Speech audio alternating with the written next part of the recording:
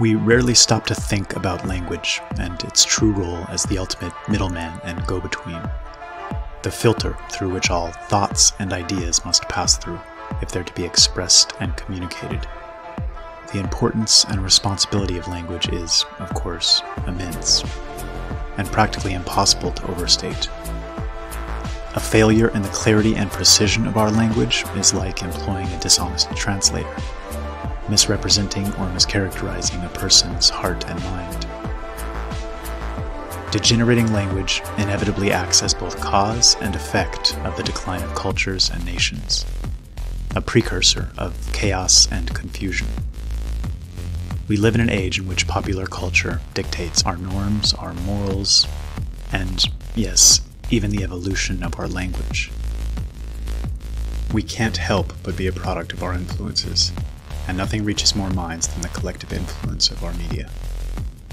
Hollywood and New York are far more powerful than any government, because politics is very much downstream from culture, and when it comes to prevailing culture, they call the tune to which most of the world dances. Some might object, but I don't watch much TV, or go to the movies, or take in mainstream news. Okay, but do your friends and family? What about their friends and family? We're all connected. Nobody escapes this cultural osmosis. Regardless of your amount of personal discipline or your level of awareness, no man is an island, especially not in the modern technological age. Accurate communication is becoming extremely difficult, and my contention is that this is due to a willful perversion and poisoning of our language by factions that have recognized the immense power behind such tactics. Broadly speaking, I believe that most people are good-natured and want the best for the world at large. I truly believe this. Even the most hateful creature screaming at you on the streets wasn't born that way, but rather degenerated into this chaos gradually, usually due to a snowball effect of compounded errors of misunderstanding over time, often beginning with their parents and an unfortunate chaos in their formative years. It's confusion that causes them to act contrary to the best interests of their nations and their neighbors, ultimately even themselves. And I believe the root of this confusion is our collective failure to put forth the effort to speak and think clearly, our failure to maintain the means to properly communicate ourselves to others, to be sure we're being understood. For example, remember when racism referred to the hatred of other races and the active seeking of their harm or destruction? Or when sexism implied overt hostility towards the opposite sex? These terms actually had a specific and clear meaning, recognizable to all. They were efficient in that sense. These days are long gone. These have now become what's referred to as power words, often used, whether consciously or unconsciously, as an efficient tool to divest power from one group and grant it to another. Here's how the process seems to work. Step 1. Attach as much negative emotional force as possible to a word, using every means available over a suitably long period until the word practically radiates perceived toxicity. Step 2. Subtly begin to widen the definition, to increase the number of individuals that fall under its umbrella. Step 3. Profit, as people begin to flee this umbrella to take the path of least resistance. After all, who wants to choose such a hill to die on when it could harm one's career prospects, one's image, or offend anyone that doesn't know enough about you to judge you with the benefit of proper context? This is how rapid social change is manifested. It's essentially an exercise in branding, a skill set that the right lacks almost completely and that the left has practically mastered. Two choices are presented. A difficult one that may cause endless misunderstandings, heated debates, heartache, stress, and cause others to believe you're someone that you're not. Or an extremely easy one, perhaps requiring that you compromise your heart and mind, but in return providing that safety and security that comes from moving with the herd. Anti-Semitism is another great example of the absurdity of our recent language evolution. pull back for a moment and try to analyze this term objectively and dispassionately.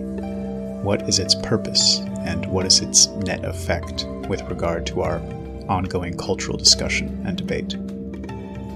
Imagine if other groups were allowed to use such power words to squelch the expression of any sentiment critical of them. Let's use Russia as an example.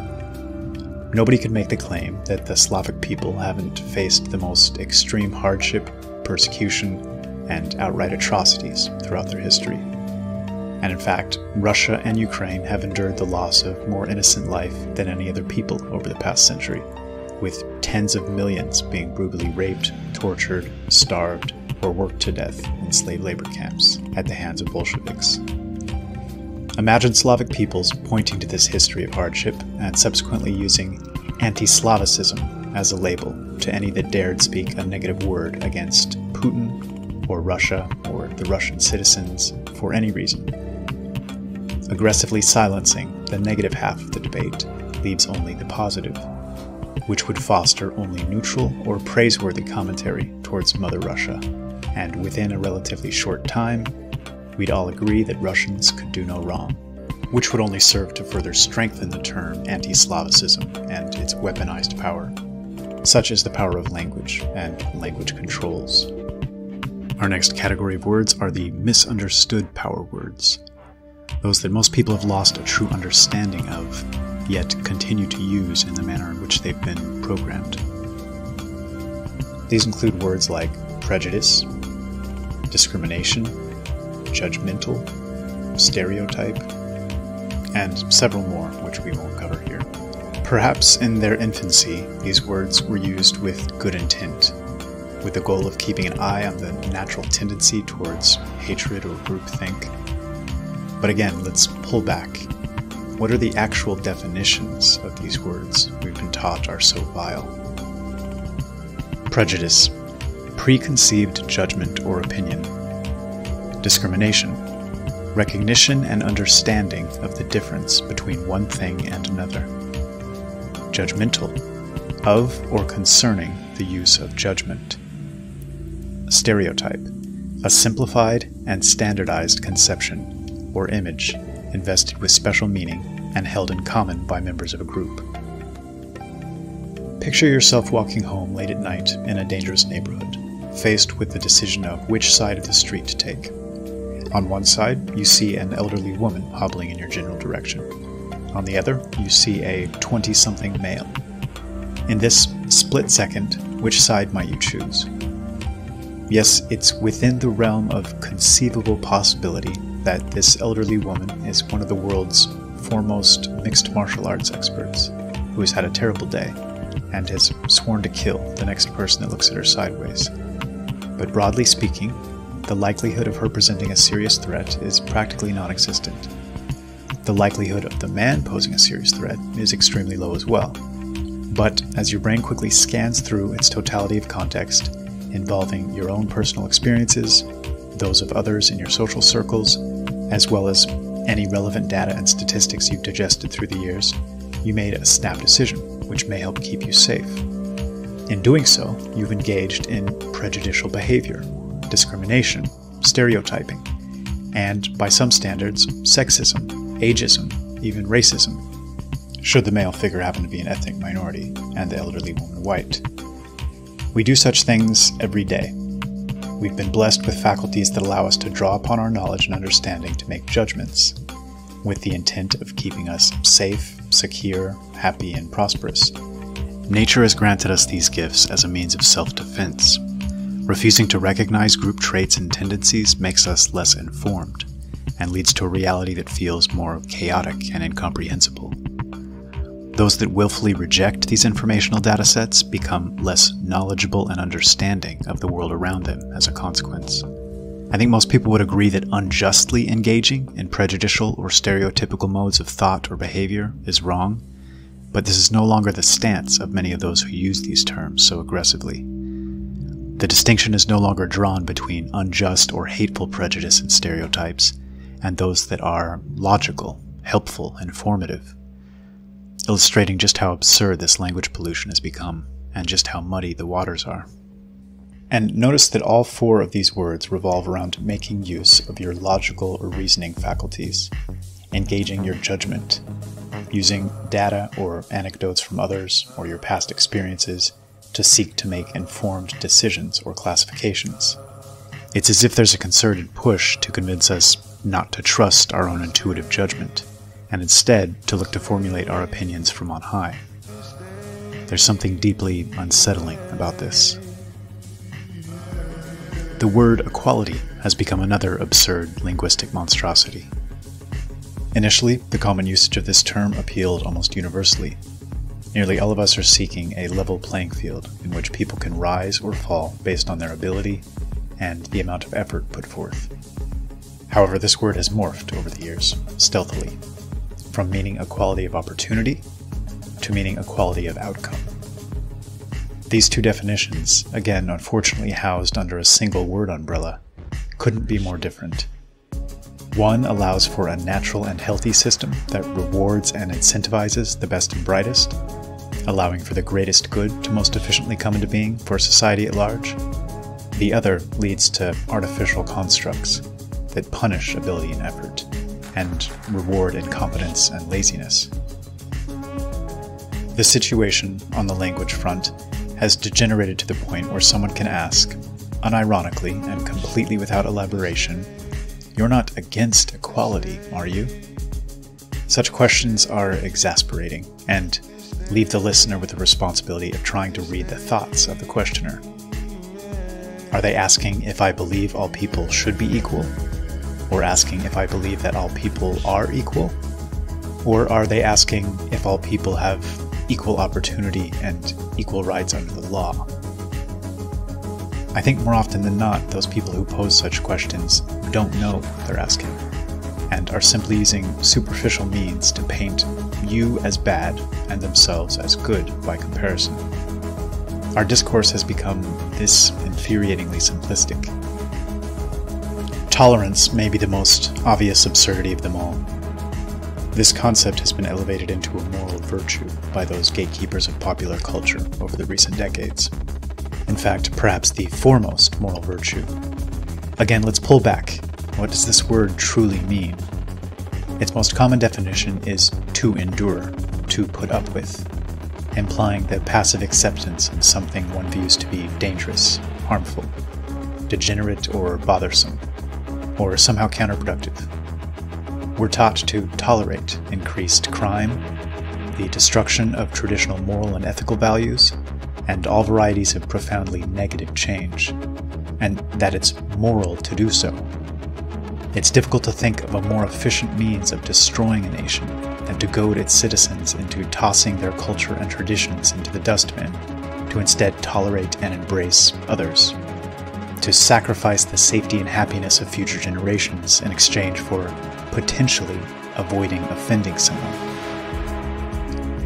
And of course, the ultimate irony of so much of this speech policing and control, especially when it comes to matters of race or sex or ability, is that it almost always has the opposite net effect to the one intended.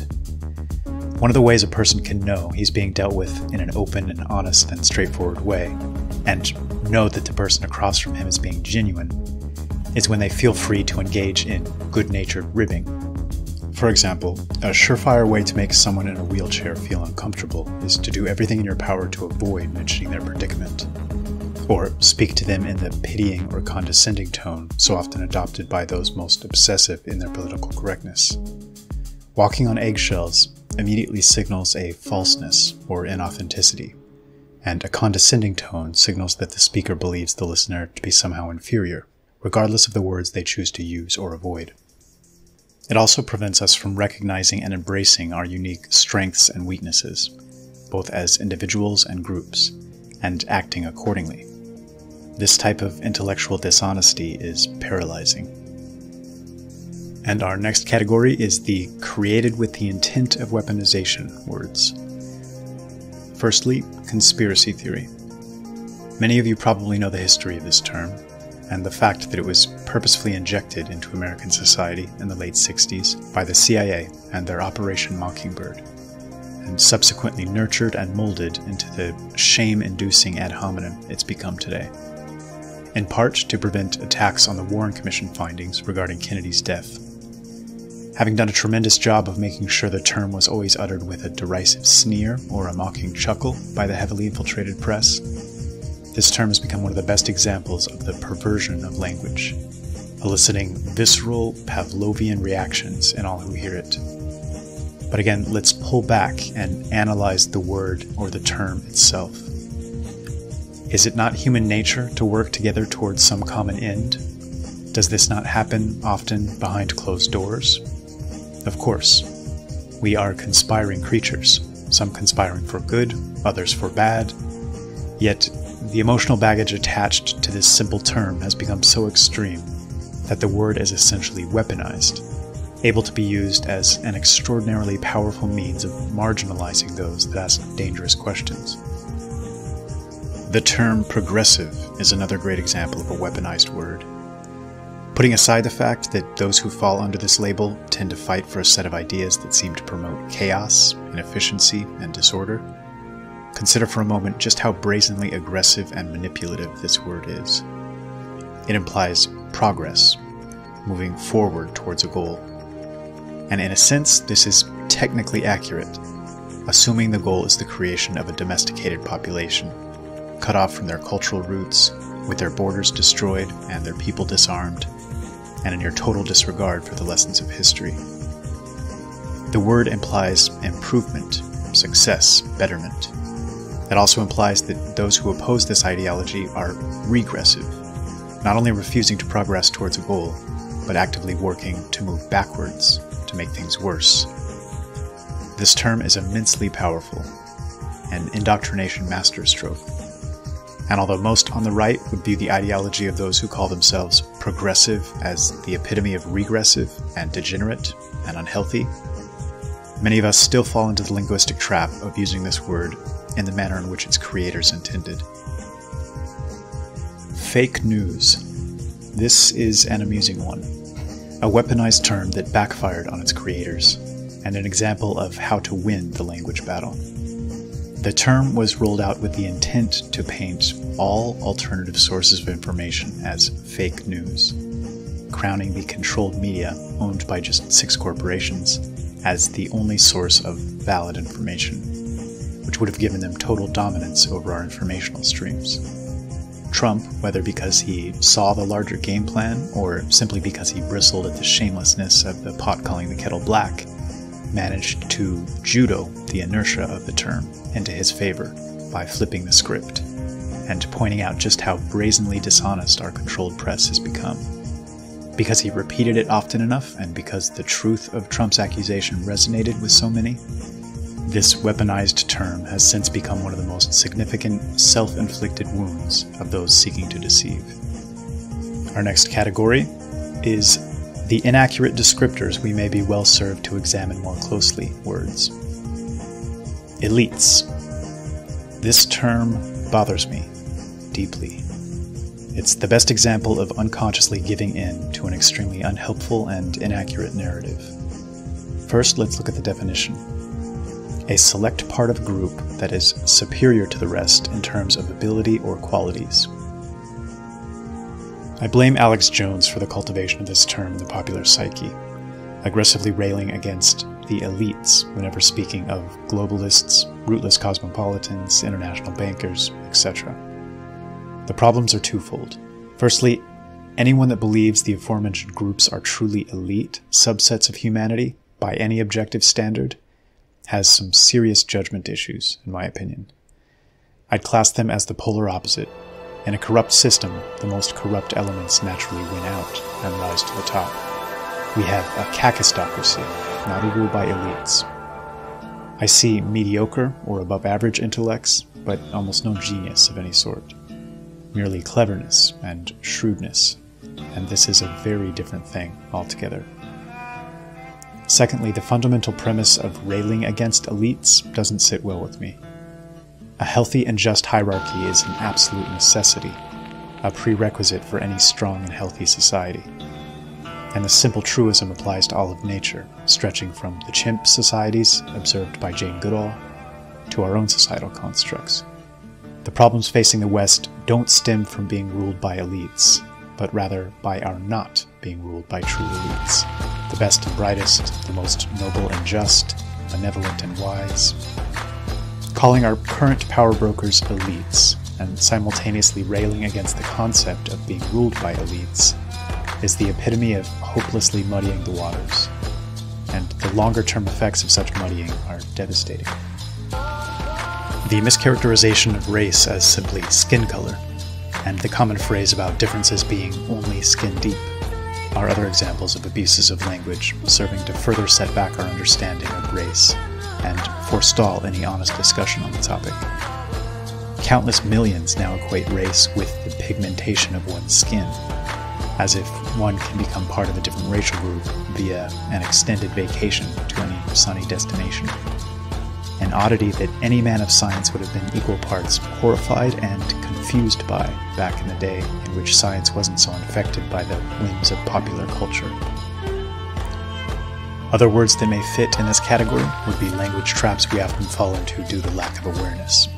For example, calling an event like Iraq a mistake, which, although true in its most technical sense, serves to help absolve its instigators of the responsibility for launching a war they knew full well had nothing to do with weapons of mass destruction. Or calling our leaders incompetent as opposed to criminal or corrupt. Such word choices might seem minor on the surface, but their implications, especially on a meta level and over time, are profound. This type of language pollution we've discussed here, and its resulting direct and indirect effects, the broader push to keep us from engaging our intuitive judgment, has literally cost lives, and has ruined countless more. For example, imagine how many parents in places like Germany or Sweden have passively bought into the language abuse mentioned above with regards to educating their children, and have thus stripped them of their right to discern, disarmed them of their intuitive judgment when it comes to dealing with potential threats. For example, those posed to young girls by the recent influx of millions of male migrants, who bring with them very different moral and ethical structures. When our clarity breaks down, our ability to communicate breaks down, and this can only lead to chaos, violence, degeneration, and devolution. Our energy dissipates, we become angrier and more aggressive, seeking to set things right but unable to find a direct means to do so, with each side of the ideological fence finding itself unable to effectively communicate with the other.